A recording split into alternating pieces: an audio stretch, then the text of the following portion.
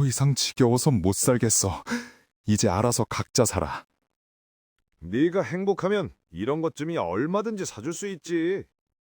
서울대학병원 7층 말기 병동 712호 병실 앞에 한 여인이 서 있습니다.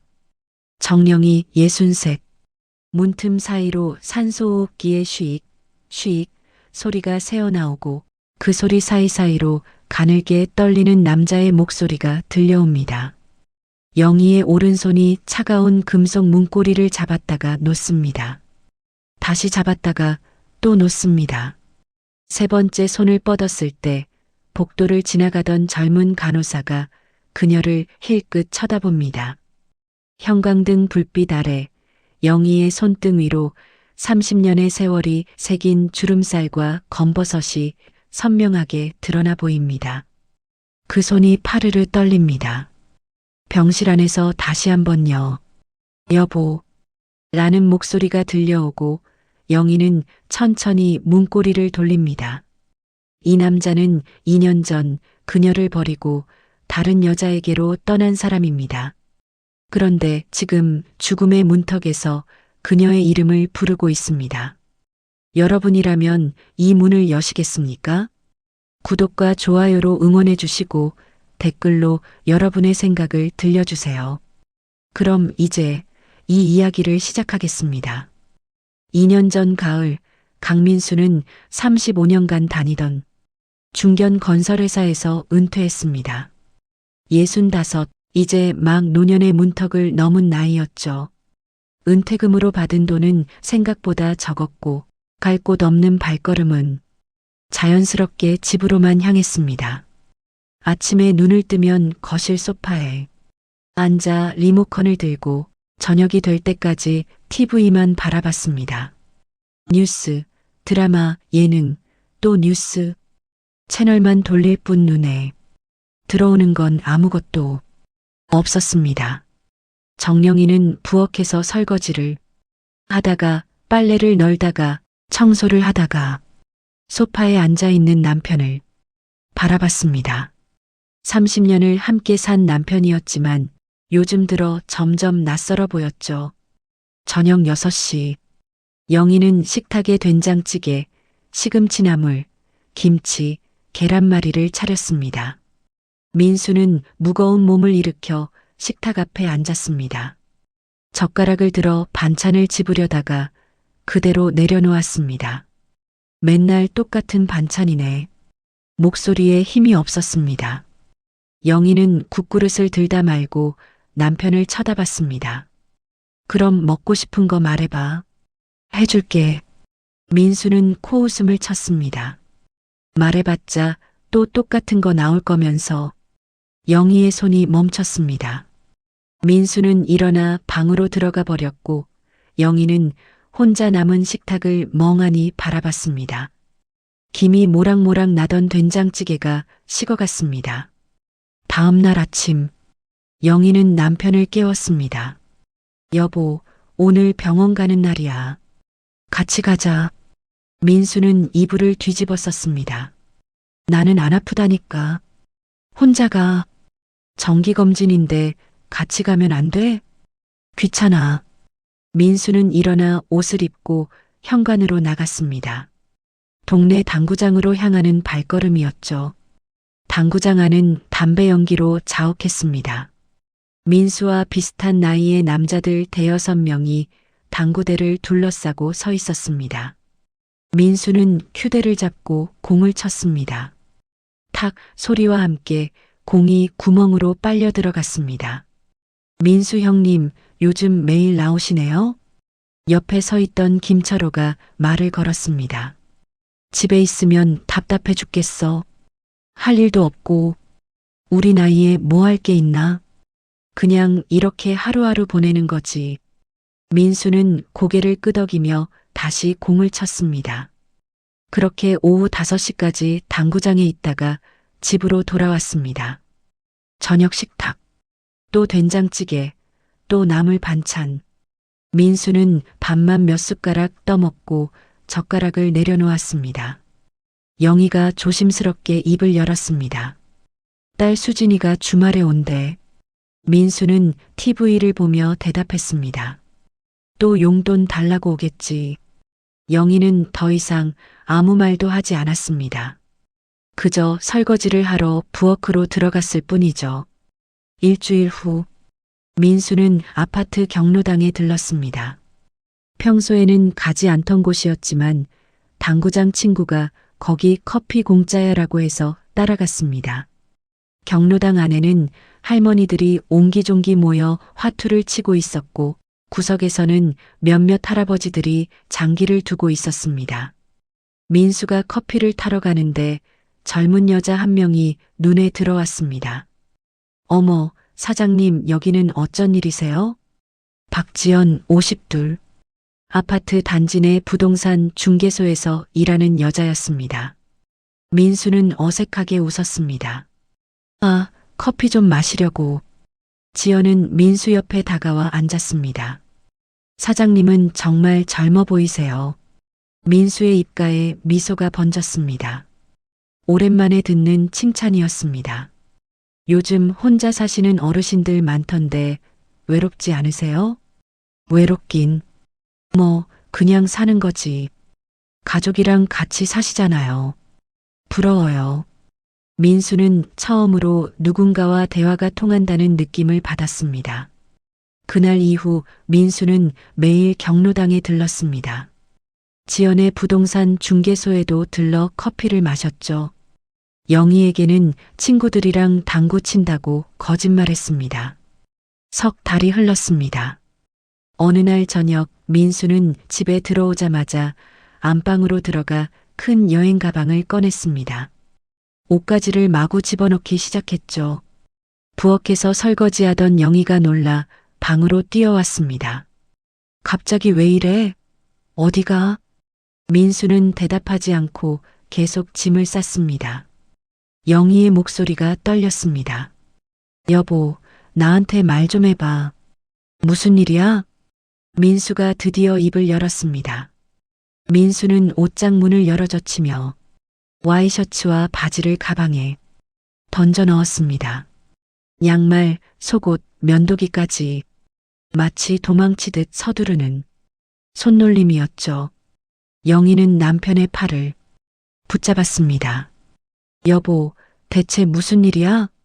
나한테 말 좀 해봐. 민수는 팔을 뿌리쳤습니다. 영희의 손이 허공에서 맥없이 떨어졌죠. 민수가 드디어 입을 열었습니다. 30년을 이렇게 살았는데 이제 내 인생 좀 살고 싶어? 영희는 귀를 의심했습니다. 뭐라고? 매일 똑같은 밥, 똑같은 잔소리, 똑같은 하루. 이제 질렸어. 민수는 서랍을 열어 통장과 도장을 꺼냈습니다. 영희의 얼굴이 하얗게 변했습니다. 여보, 정신 차려. 당신 지금 무슨 소리 하는 거야? 정신 차린 거야. 이제 겨우. 민수는 거실로 나가 장롱 맨 아래 서랍을 열었습니다. 그 안에서 적금 통장 3권을 꺼냈죠. 30년간 모은 돈 1억 2천만 원. 영희는 비명처럼 소리쳤습니다. 그 돈은 우리 노후 자금이야. 내가 번 돈 내가 쓰는데 뭐가 문제야? 당신 미쳤어? 정말 미쳤어. 민수는 통장을 가방에 넣으며 차갑게 말했습니다. 미친 게 아니라 이제야 정신 차린 거라고. 영희가 울먹이며 물었습니다. 내가 뭘 잘못했는데? 말을 해봐. 고칠게. 민수는 가방 지퍼를 올리며 대답했습니다. 잘못한 게 아니야. 그냥 지겨운 거야. 지겹다. 그 한마디가 영희의 가슴에 비수처럼 박혔습니다. 30년이 지겹다니. 30년을 함께 산 사람이 지겹다니. 민수는 가방을 들고 현관으로 향했습니다. 영희는 남편의 뒤를 따라가며 애원했습니다. 여보, 제발. 나 어떻게 살라고. 당신도 이제 자유야. 좋잖아. 민수는 신발을 신고 문을 열었습니다. 그러다 문득 뒤돌아봤습니다.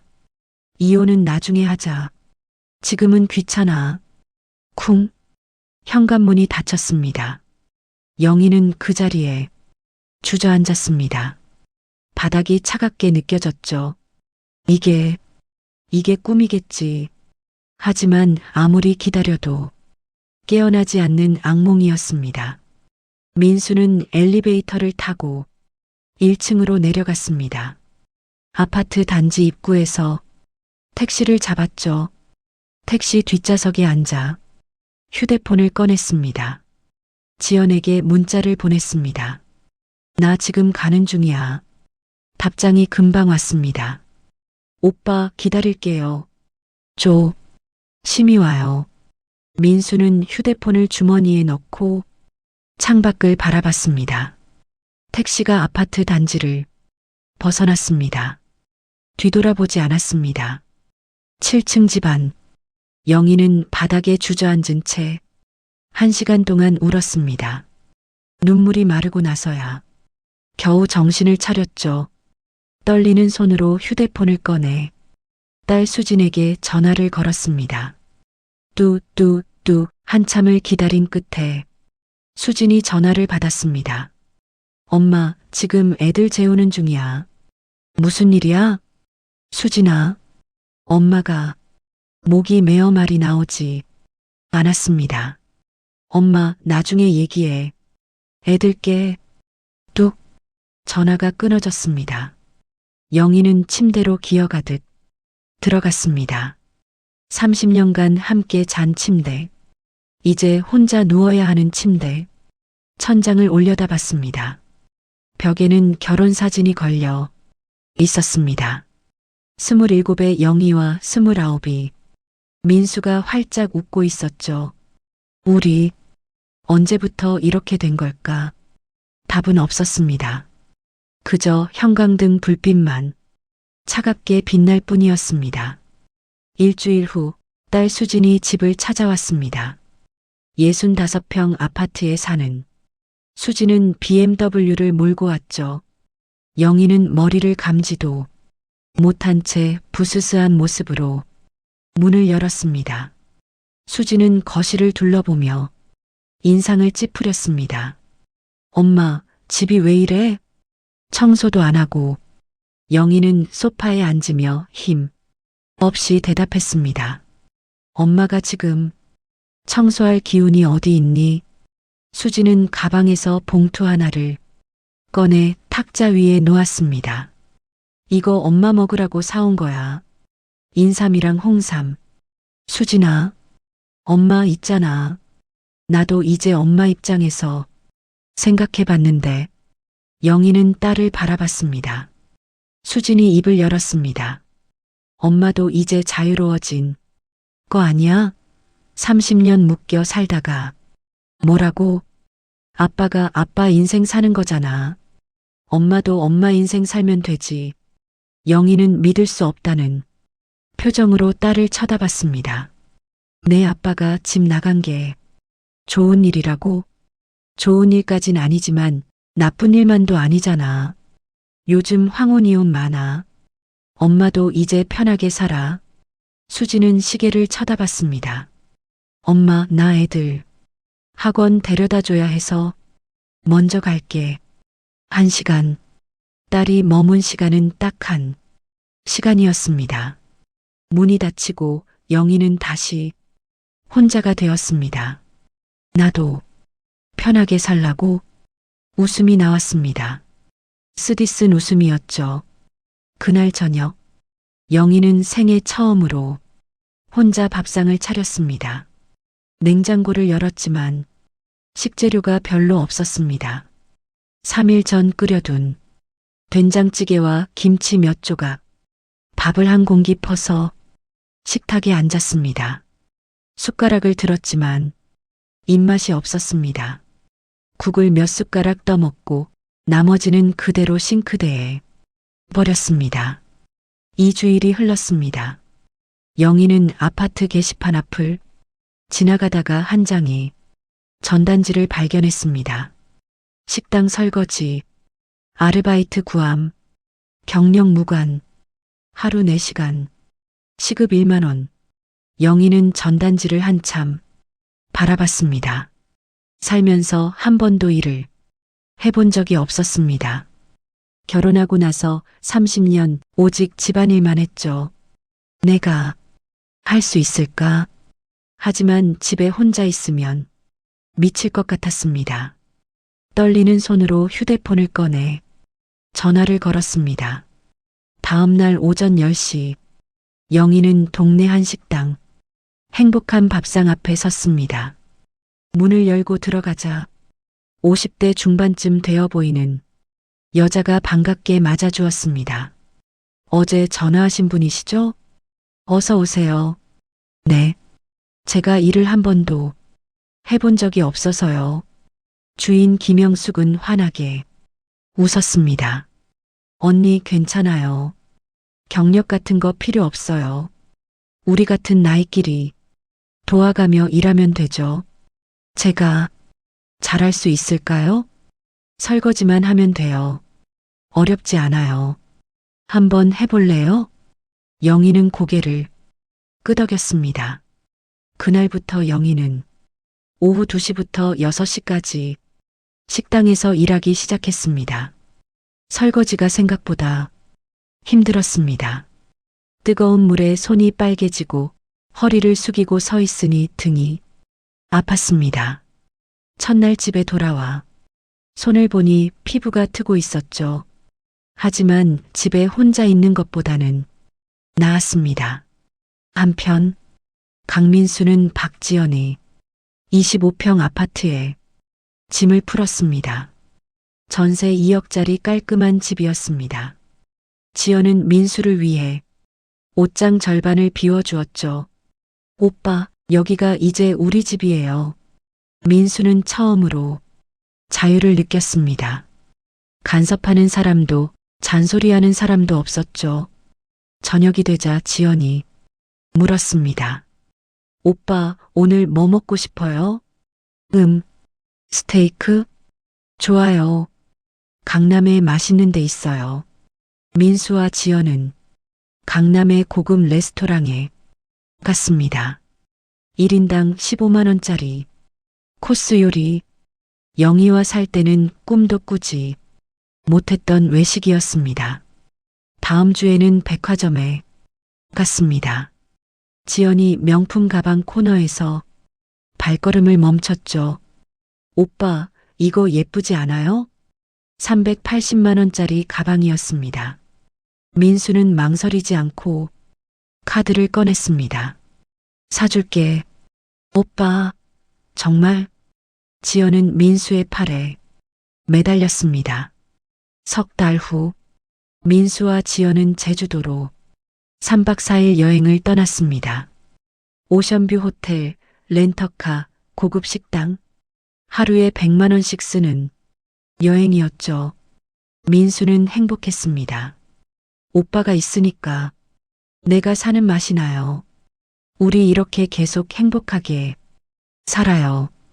지연의 말에 민수는 웃으며 고개를 끄덕였습니다. 이게 인생이지. 이제야 제대로 사는 거야. 6개월이 흘렀습니다. 민수는 통장을 확인하다가 깜짝 놀랐습니다. 1억 2천만 원이었던 잔액이 4천만 원으로 줄어 있었습니다. 벌써 이렇게 많이 썼나? 하지만 민수는 걱정하지 않았습니다. 아직 4천만 원이나 남았어. 충분해. 어느 날 저녁, 민수와 지연은 집에서 치킨을 시켜 먹었습니다. 민수가 맥주를 마시는데 갑자기 명치 부근이 쑤셨습니다. 체한 건가? 하지만 통증이 점점 심해졌습니다. 식은땀이 이마에 맺혔죠. 오빠 괜찮아요? 배가 좀 아파. 민수는 화장실로 비틀거리며 걸어갔습니다. 변기 앞에 무릎을 꿇고 앉았는데 갑자기 눈앞이 핑 돌았습니다. 쿵! 민수는 화장실 바닥에 쓰러졌습니다. 오빠, 오빠. 지연의 비명소리가 들렸습니다. 구급차 사이렌 소리가 아파트 단지를 울렸습니다. 민수는 들것에 실려 서울대학병원 응급실로 옮겨졌습니다. 지연은 구급차 안에서 민수의 손을 꼭 잡았지만 손바닥에서 식은땀이 흘러내렸죠. 응급실 의사는 민수의 배를 눌러보며 고개를 갸웃했습니다. 일단 CT 촬영부터 해보겠습니다. 민수는 거대한 기계 속으로 들어갔습니다. 웅마이너스 하는 기계음이 귓가를 울렸죠. 검사가 끝나고 입원실로 옮겨졌습니다. 지연은 병실 의자에 앉아 휴대폰만 만지작거렸습니다. 사흘이 지났습니다. 담당 의사 김진호가 진료실로 민수를 불렀습니다. 45살쯤 되어 보이는 의사는 컴퓨터 화면을 보며 한숨을 쉬었습니다.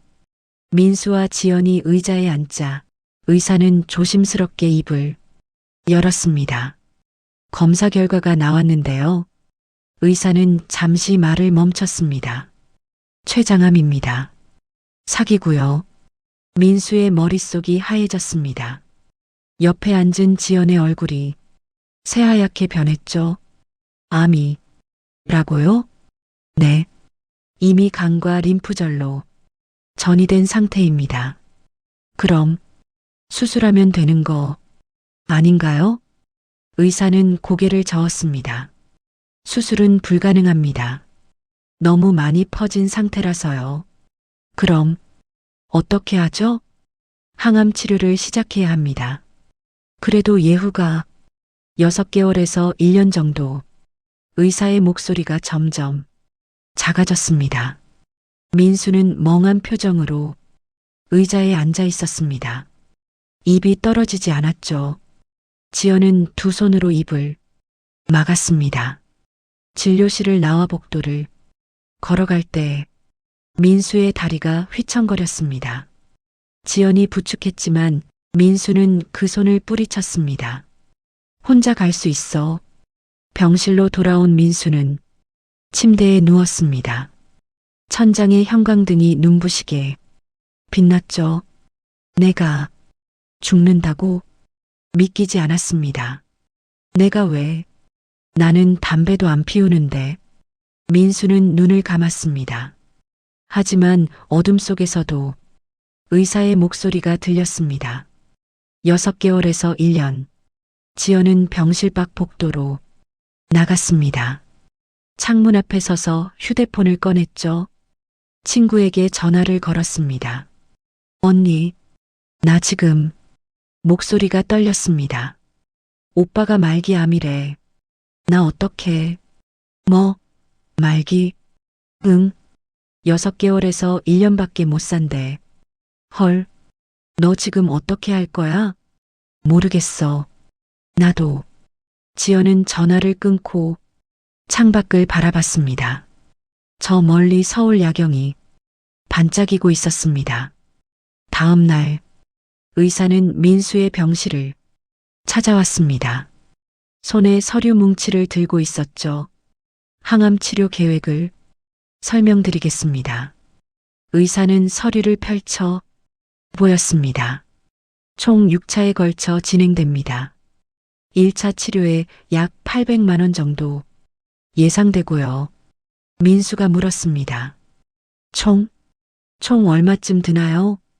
6차까지 하시면 약 5천만 원 정도 예상됩니다. 민수는 숨이 막혔습니다. 의사가 나간 후 민수는 가방에서 통장을 꺼내 잔액을 확인했습니다. 4천만 원. 부족해. 민수는 중얼거렸습니다. 4천만 원밖에 안 남았는데. 옆에 앉아있던 지연이 물었습니다. 오빠, 집은 없어요?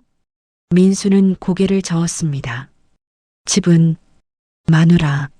아니, 그 사람 명의야. 지연은 현실적으로 따졌습니다. 그럼 그 사람한테 돈 받아야죠. 영희한테 어떻게 연락해? 내가 나온 지 얼마나 됐는데. 그래도 부부잖아요. 연락해봐요. 민수는 대답하지 않았습니다. 그저 창밖만 바라봤죠. 일주일 후 민수의 첫 번째 항암 치료가 시작되었습니다. 간호사가 링거 바늘을 혈관에 꽂았습니다. 투명한 액체가 주르륵 몸속으로 들어왔죠. 처음 30분은 괜찮았습니다. 하지만 1시간이 지나자 속이 울렁거리기 시작했습니다. 민수는 침대 옆 쓰레기통에 토했습니다. 아무것도 먹지 않았는데 위액만 나왔죠. 토하고 또 토했습니다. 3일이 지났습니다. 민수는 화장실 거울 앞에 섰습니다. 머리를 감으려고 손을 올렸는데 손가락 사이로 머리카락이 우수수 빠졌습니다.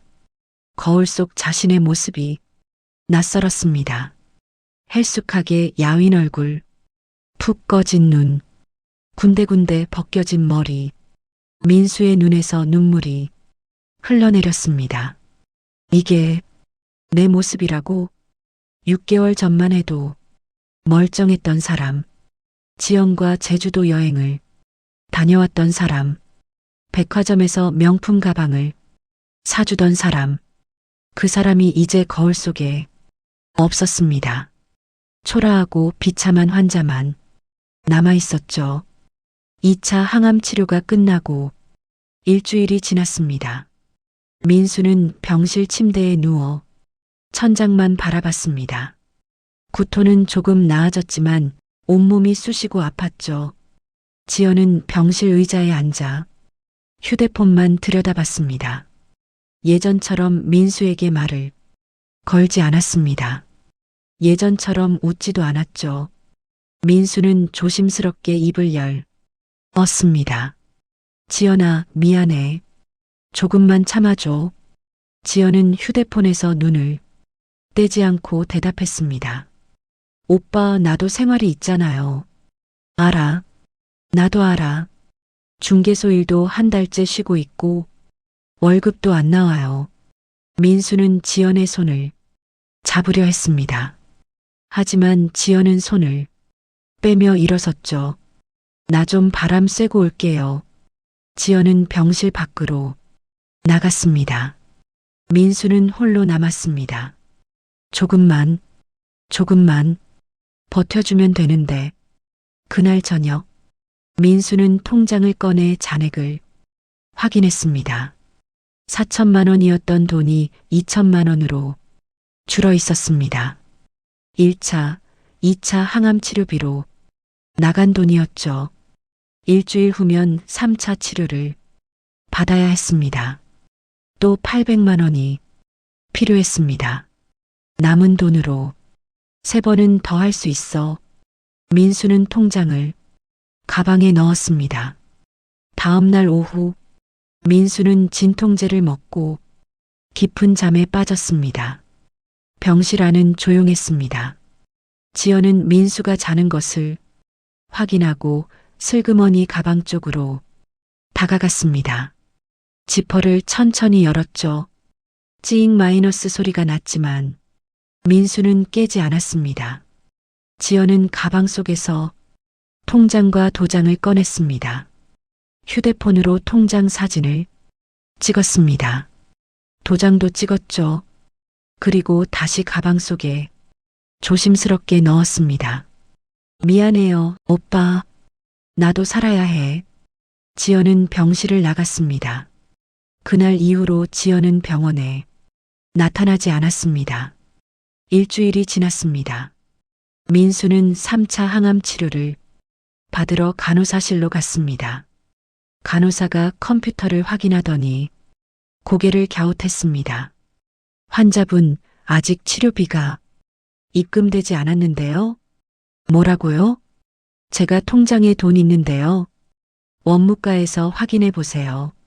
민수는 원무과로 내려갔습니다. 직원이 화면을 보며 말했습니다. 3차 치료비 800만 원이 아직 미납이세요. 그럼 제가 지금 입금할게요. 민수는 병실로 올라가 가방을 뒤졌습니다. 통장이 있어야 할 자리가 비어 있었습니다. 도장도 없었죠. 분명 여기 넣어뒀는데 민수는 가방을 뒤집어 엎었습니다. 옷가지, 세면도구, 약통. 하지만 통장은 없었습니다. 심장이 쿵쾅거렸습니다. 떨리는 손으로 은행에 전화를 걸었습니다. 고객님, 어제 1,800만 원이 출금되었습니다. 뭐라고요? 어제 오후 3시에 본점 창구에서 출금하셨습니다. 제가 출금한 게 아닌데요. 도장과 신분증으로 본인 확인이 되었습니다. 민수는 전화를 끊었습니다. 손이 부들부들 떨렸죠. 지연이. 민수는 급하게 지연에게 전화를 걸었습니다. 뚜. 현재 전화를 받을 수 없습니다. 문자를 보냈습니다. 지연아, 나야. 전화 좀 받아. 읽음 표시가 뜨지 않았습니다. 다시 전화를 걸었습니다. 현재 전화를 받을 수 없습니다. 민수는 병원 가운을 벗어던지고 옷을 입었습니다. 간호사가 말렸지만 뿌리쳤죠. 환자분, 지금 어디 가세요? 잠깐만요. 민수는 비틀거리며 병원 밖으로 나갔습니다. 택시를 잡아 타고 지연의 집 주소를 말했습니다. 20분 후 민수는 아파트 앞에 섰습니다. 엘리베이터를 타고 5층으로 올라갔죠. 지연의 집 현관문 앞에 섰습니다. 초인종을 눌렀습니다. 띵동. 아무 대답이 없었습니다. 민수는 비밀번호를 눌렀습니다. 지연의 생일 428. 삐 틀렸다는 소리였습니다. 비밀번호를 바꿨어? 옆집 문이 열렸습니다. 70대쯤 되어 보이는 할머니가 고개를 내밀었죠. 누구 찾으세요? 5층에 사는 박지연 씨요. 아, 그 집 사람? 며칠 전에 이사 갔던데요. 이사요? 네. 짐 싸서 나가더라고요. 사나흘 전 민수는 비틀거렸습니다. 할머니가 걱정스럽게 물었습니다. 아저씨, 괜찮으세요? 민수는 대답하지 않고 계단을 내려갔습니다. 아파트 단지 내 부동산 중개소. 민수는 숨을 헐떡이며 문을 밀었습니다. 잠겨 있었죠. 유리문 너머로 안을 들여다봤습니다. 책상 위에 아무것도 없었습니다. 컴퓨터도 서류도 사람도. 옆 문구점 주인이 나왔습니다. 거기 찾으세요? 네. 박지연 씨. 어디 갔는지 아세요? 아, 박 씨? 그 사람 어제 나가더라. 전세금 받아서 어디 갔나 봐.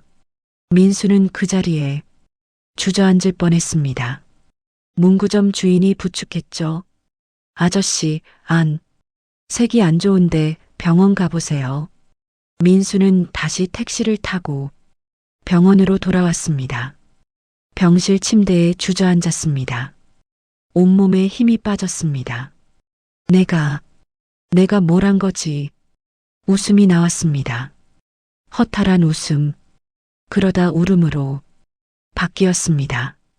영희를 버리고 30년을 버리고 1억 2천만 원을 쏟아부었는데 남은 건 아무것도 없었습니다. 병든 몸, 200만 원 남은 통장, 그리고 텅 빈 병실. 민수는 베개의 얼굴을 묻고 울었습니다. 65평생 이렇게 서럽게 운 적이 없었습니다. 복도를 지나가던 간호사가 병실 문을 두드렸습니다. 환자분 3차 치료비를 금하셔야 치료를 진행할 수 있습니다. 민수는 대답할 수 없었습니다. 돈이 없었으니까요. 일주일이 지났습니다. 민수는 더 이상 항암 치료를 받지 못했습니다. 통장에 남은 돈은 200만 원, 3차 치료비 800만 원을 낼 수 없었죠. 병실 침대에 누워 하루 종일 천장만 바라봤습니다. 식사도 거의 하지 않았습니다. 몸무게는 일주일 만에 5kg이 빠졌죠. 어느 날 오전 병원 사회복지사 이수진이 병실 문을 두드렸습니다. 35살쯤 되어 보이는 여자였습니다. 강민수 환자분 계세요? 민수는 힘없이 고개를 돌렸습니다. 네. 사회복지사는 의자에 앉으며 조심스럽게 말했습니다. 환자분 치료비가 계속 밀리고 계시는데요. 보호자나 가족분께 연락해 보셨어요?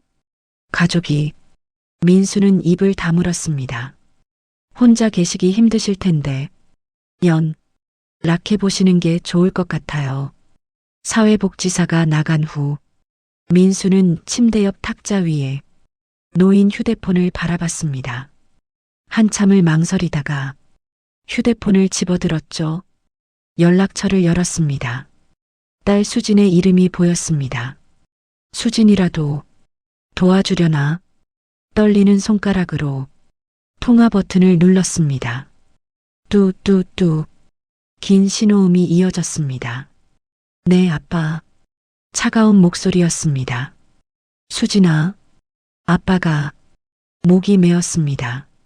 말이 나오지 않았죠. 무슨 일이야, 아빠. 나 지금 바빠. 아빠가 아파서 아프면 병원 가봐. 지금 병원에 있어. 근데 돈이 수진의 목소리가 싸늘하게 변했습니다. 아빠, 나도 애들 키우느라 힘들어. 수진아, 제발. 아빠가 나갈 때 엄마한테 뭐라고 했는지 알아? 엄마 혼자 얼마나 힘들었는데. 아빠가 잘못했어. 근데 수진이 말을 끊었습니다. 아빠가 알아서 해. 나한테 연락하지 마. 뚝. 전화가 끊어졌습니다. 민수는 휴대폰을 떨어뜨렸습니다. 침대 바닥에 떨어진 휴대폰이 덜컹거렸죠. 내 딸마저. 민수는 다시 휴대폰을 집어들었습니다. 이번에는 동생 강민철에게 전화를 걸었습니다. 형님? 민철아. 형님, 무슨 일이세요? 목소리가 왜 그래요? 나 병원에 있어. 병원요? 어디 아프세요? 민수는 상황을 설명했습니다. 췌장암 사기, 돈이 떨어진 것, 치료를 받지 못하고 있다는 것. 한참 동안 침묵이 흘렀습니다. 민철이 한숨을 쉬며 말했습니다. 형님, 나도 애들 대학 등록금 내느라 빚이 있어요. 민철아, 미안해요, 형님. 정말 미안해요.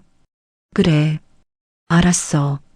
민수는 전화를 끊으려다가 마지막으로 물었습니다. 영희, 전화번호 좀 알려줘. 민철이 놀라서 물었습니다. 형수님요? 형님, 형수님한테 뭐라고 말씀드릴 건데요? 민수는 대답하지 못했습니다. 무슨 말을 해야 할지 몰랐죠. 여보, 나 죽게 생겼어. 도와줘? 말도 안 되는 소리였습니다. 민철이 한숨을 쉬며 말했습니다. 제가 형수님한테 먼저 연락해 볼게요. 고맙다. 전화가 끊어졌습니다. 다음 날 오후, 민철은 행복한 밥상 식당 앞에 섰습니다. 유리문 너머로 설거지하는 영희의 모습이 보였죠. 머리를 뒤로 묶고 앞치마를 두른 모습. 민철은 문을 밀고 들어갔습니다. 영희는 손을 닦으며 돌아봤습니다. 민철을 보자 놀란 표정을 지었죠. 도련님? 민철은 고개를 깊이 숙였습니다. 90도로 허리를 굽혔습니다. 형수님, 죄송합니다. 영희는 뒷걸음질 쳤습니다. 무슨 일인지 짐작이 갔죠. 무슨 일이야? 민철은 고개를 들었습니다. 눈이 붉어져 있었습니다. 형님이 많이 아프십니다. 영희의 얼굴이 굳었습니다. 췌장암 사기래요. 병원에서 6개월에서 1년이라고. 영희는 설거지하던 싱크대를 꽉 움켜쥐었습니다. 손가락 마디가 하얗게 변했죠. 그래서 나한테 왜 돈이 다 떨어졌대요. 같이 살던 여자한테 다 사기당하고. 민철은 형의 상황을 하나하나 설명했습니다. 영희는 듣는 내내 싱크대만 붙잡고 있었습니다.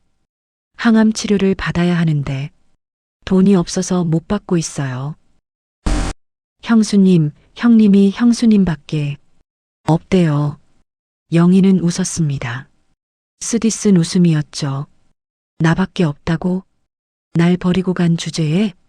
하지만 입 밖으로 나온 말은 달랐습니다. 병원이 어디예요? 떨리는 목소리였습니다. 민철은 주머니에서 메모지를 꺼냈습니다. 펜으로 병원 이름과 병실 번호를 적었죠. 여기입니다. 7층 712호. 영희는 메모지를 받아들었습니다. 종이가 파르르 떨렸습니다. 영희의 손이 떨리고 있었으니까요. 민철이 다시 한번 고개를 숙였습니다. 죄송합니다. 형수님. 정말 죄송합니다. 민철이 식당을 나갔습니다. 영희는 메모지를 내려다봤습니다. 서울대학병원 7층 712호. 잉크로 쓴 글씨가 번져 보였습니다. 눈에 눈물이 고였으니까요. 그날 저녁, 영희는 집으로 돌아와 거실 장롱을 열었습니다. 매니 칸에 먼지 쌓인 결혼 앨범이 놓여 있었죠. 두꺼운 앨범을 꺼내 소파에 앉아 천천히 펼쳤습니다. 첫 장, 27의 영희와 29이 민수가 환하게 웃고 있었습니다. 웨딩드레스를 입은 영희, 얼굴이 행복으로 빛났죠. 영희는 사진을 손가락으로 쓰다듬었습니다. 우리 정말 행복했었는데. 다음 장을 넘겼습니다. 신혼여행 사진. 제주도 바닷가에서 찍은 사진이었습니다. 민수가 영희의 어깨에 팔을 두르고 있었죠. 또 다음 장. 딸 수진이 태어났을 때 사진. 민수가 갓난아기를 안고 어색하게 웃고 있었습니다. 페이지를 넘길 때마다 30년의 시간이 흘러갔습니다. 수진이 돌 때, 7살 때, 중학교 입학식 때, 그 모든 순간에 민수가 있었습니다. 그리고 영희도 있었죠. 앨범을 덮었습니다. 영희는 안방으로 들어가 서랍을 열었습니다. 그 안에 병원비, 압류통지서가 들어 있었죠. 3달 전에 온 서류, 민수 명의로 된 병원비였습니다. 영희는 그때 그 서류를 찢어버렸어야 했습니다. 하지만 버리지 못하고 서랍 깊숙이 넣어뒀죠. 압류통지서 옆에 민철이 준 메모지를 나란히 놓았습니다. 2장의 종이를 번갈아 보았습니다. 손이 떨렸습니다. 내가 왜 가야 해? 하지만 마음 한구석에서 다른 목소리가 들렸습니다. 그래도 30년을 함께 산 사람인데 잠을 이루지 못했습니다. 새벽 5시까지 천장만 바라보다가 해가 뜨자 일어났습니다. 오전 9시 영희는 은행 앞에 섰습니다. 문이 열리자 창구로 갔습니다. 직원에게 통장을 내밀었죠. 적금 해지하려고요. 전액 해지하시는 거죠? 네. 2천만 원. 영희가 식당에서 일하며 8개월 동안 모은 돈이었습니다. 하루 4시간씩 설거지를 하며 손이 트고 허리가 아파도 참으며 모은 돈.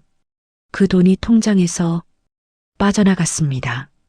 은행을 나와 버스를 탔습니다. 서울대학병원까지 가는 버스였죠. 40분이 걸렸습니다. 버스 안에서 영희는 계속 생각했습니다. 돌아가도 돼. 아직 늦지 않았어. 하지만 바른 병원으로 향했습니다. 병원 7층 엘리베이터 문이 열렸습니다. 복도가 보였죠. 영희는 천천히 걸었습니다. 710호, 711호, 712호. 병실 문 앞에 섰습니다. 문고리를 잡으려다 손을 걷었습니다. 한 발 물러섰다가 다시 다가갔습니다. 10분 동안 그렇게 서 있었죠. 결국 영희는 복도 끝 휴게실로 갔습니다. 플라스틱 벤치에 앉았습니다. 창밖을 바라봤습니다. 서울 시내가 한눈에 보였죠. 들어가야 해. 아니면 돌아가야 해. 하지만 어느 쪽도 선택할 수 없었습니다. 1시간이 흘렀습니다. 젊은 간호사가 휴게실로 들어왔습니다. 영희를 보더니 조심스럽게 물었죠. 보호자세요? 네. 아니, 그냥 712호 환자분 보호자 맞으시죠? 아까부터 계속 계신 거 봤어요.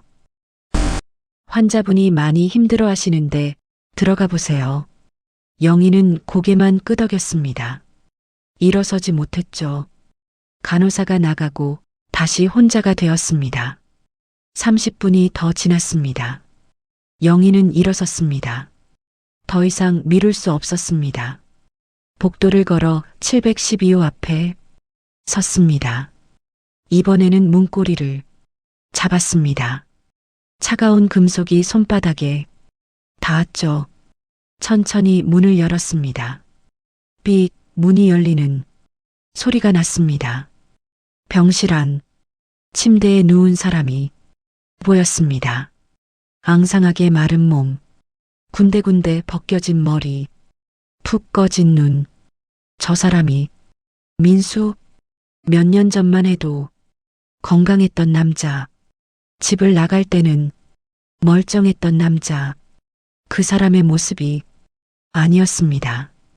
발소리를 듣고 민수가 고개를 돌렸습니다. 영희와 눈이 마주쳤죠. 민수의 눈이 커졌습니다. 입이 떨렸습니다.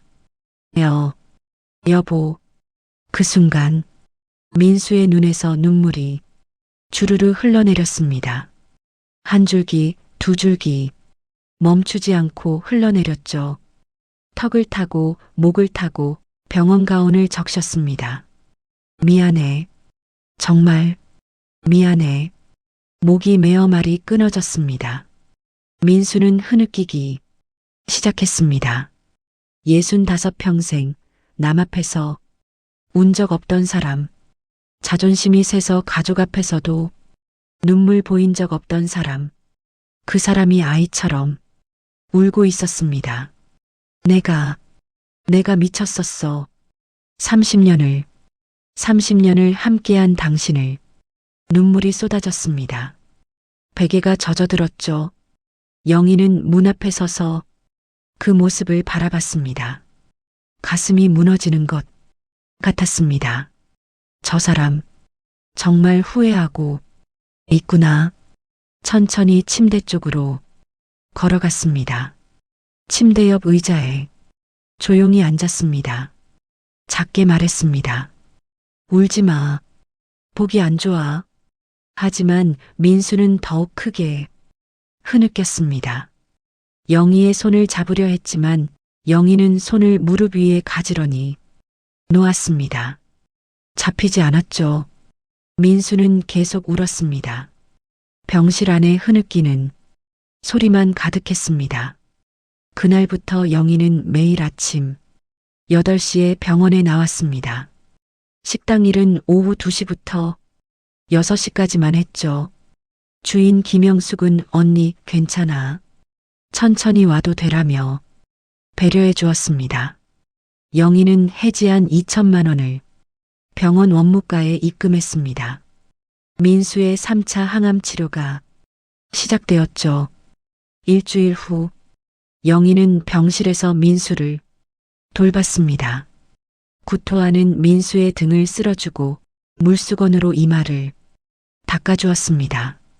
민수는 영희의 손을 보며 또 울었습니다. 여보, 미안해.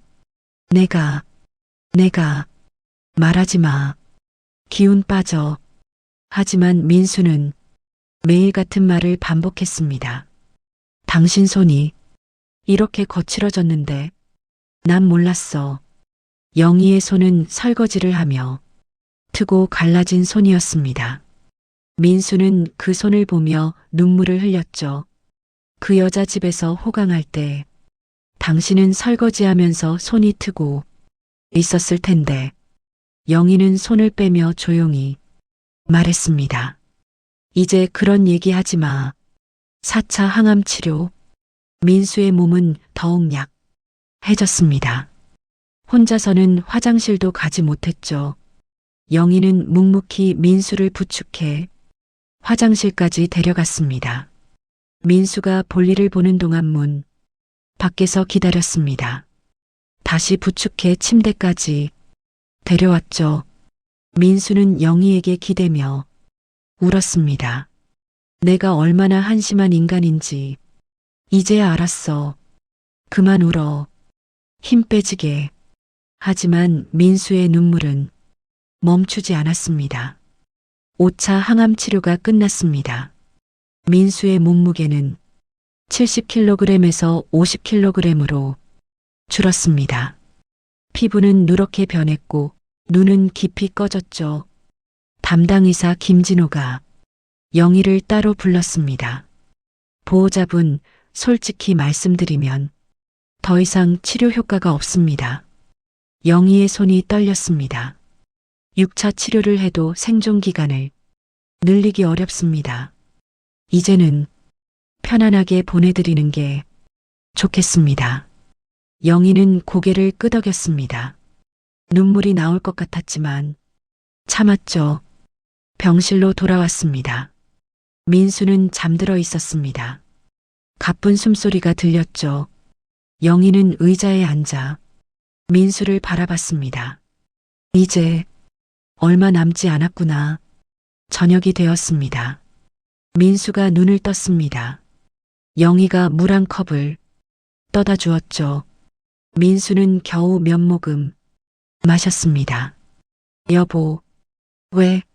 손 좀 잡아도 돼? 영희는 잠시 망설이다가 손을 내밀었습니다. 민수의 손이 영희의 손을 꼭 잡았습니다. 뼈만 앙상하게 남은 손이었죠. 고맙다, 여보. 눈물이 또 흘러내렸습니다. 당신 같은 사람을 만나서 행복했어? 내가 너무 늦게 알았어. 당신이 얼마나 소중한 사람인지. 민수의 목소리가 떨렸습니다. 다시 태어나면 그때는 잘할게. 영희는 대답하지 않았습니다. 그저 민수의 손을 잡고 있었을 뿐이죠. 그날 밤 영희는 병실 간이 침대에서 잤습니다. 민수의 숨소리가 점점 가빠졌습니다. 새벽 4시 영희는 이상한 느낌에 잠에서 깼습니다. 민수를 보니 눈을 뜨고 천장을 바라보고 있었습니다. 여보, 아직 안 잤어? 민수가 고개를 돌렸습니다. 가늘게 웃었죠. 여보, 고마웠어. 정말 잠이나 자.